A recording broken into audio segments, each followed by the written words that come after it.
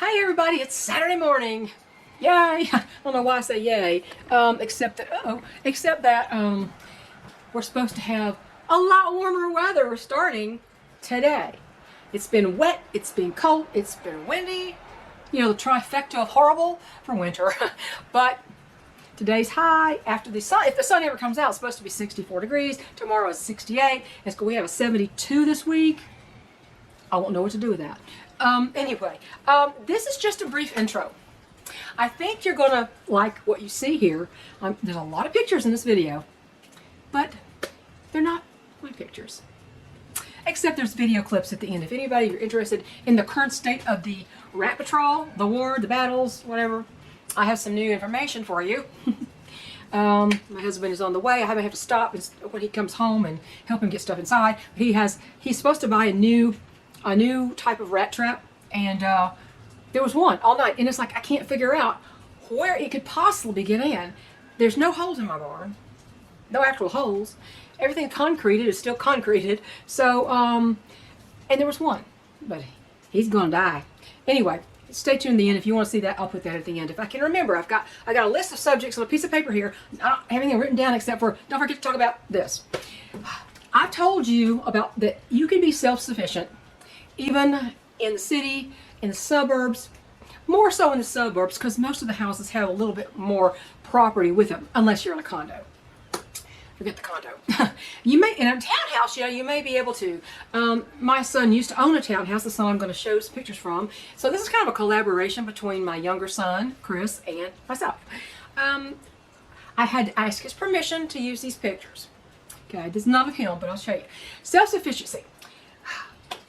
I said you could do it anywhere in the world to some degree, to varying degrees. My son, when he lived in a one-bedroom apartment before this house that he owns, he set up a giant grow tent in his living room. And I mean, it's like 8 feet long, and it was very tall, and has shelves and all kinds of stuff. He got it off Amazon, I think. So he set up this giant grow tent, and he grew all sorts of vegetables and herbs in it, in an apartment.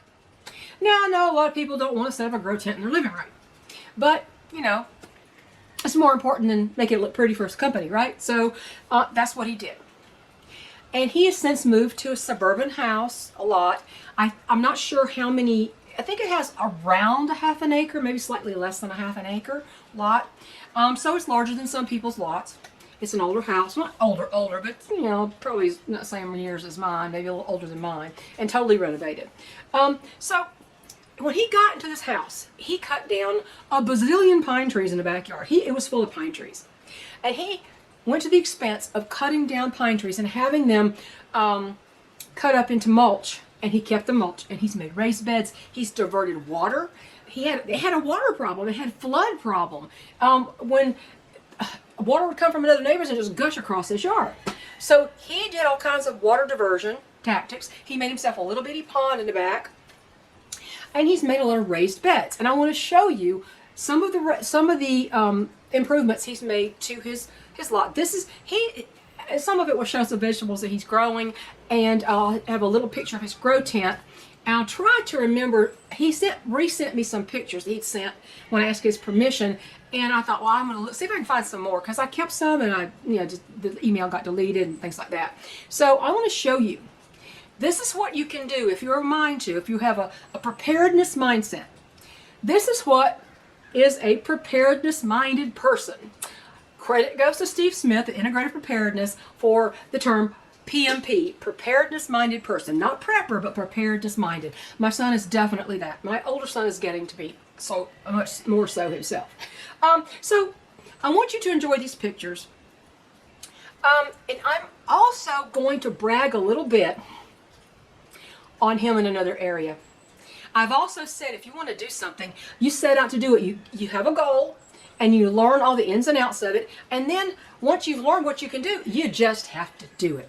Just do it. Didn't that used to be a tagline on an ad? Just do it? Well, just do it. Just get busy. It's not, your first efforts will not be perfect. Of course not. But you will be very happy that you've accomplished something. And I want to show you, my son has taken his first foray into making furniture. He's never been a woodworker in the past. He learned all of this from books and from YouTube. videos. That's one thing YouTube is good for, is instructional videos. So I want to show you this suburban backyard and what my son has accomplished in that. And a little bit of his grow tent. I mean, if I can find the pictures of the whole grow tent, I'll do it, but I don't think I have those anymore. It was a big thing. And now it's in his garage. He can seed start in there if he wants to. He built this sideboard in his garage, and I want to show you that and show you that he didn't know anything about it. And this is his first attempt. This is his first foray into making furniture. And honestly, I'm impressed. If you're not impressed, well, I am. Okay, but I want to show you that because it proves a point. It proves a point. And it'll encourage you. Hopefully it'll inspire you and you might get some ideas from what he's done. He had so much work to do in the backyard in that house, and now he's producing food. And he had to fight chipmunks and all kinds of stuff. But I think you'll be impressed at all he's accomplished in the past couple of years and what he's done. It just is an example of the fact that you can do it. If you've got a patch of ground and you've got sun hitting it, you can grow food. Period. Now, it's a little harder in the suburbs than city to grow, have livestock. Some cities allow you to have a few hens, but growing out a cow for beef is a little bit different ball game there.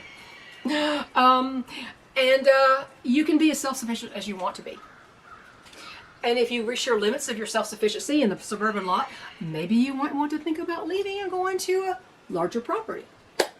Depends on your goals. Depends on the size of your family. And anyway, that's enough of that. 7 minutes is enough introduction. So stay tuned for, my son's name is Chris. He's my younger son. He's in his smack dab in his mid-40s. And he's a teacher. God love him. He is a teacher of English as a second language in a public middle school. And this is his tension relief on the weekends. Hope you enjoy, everybody.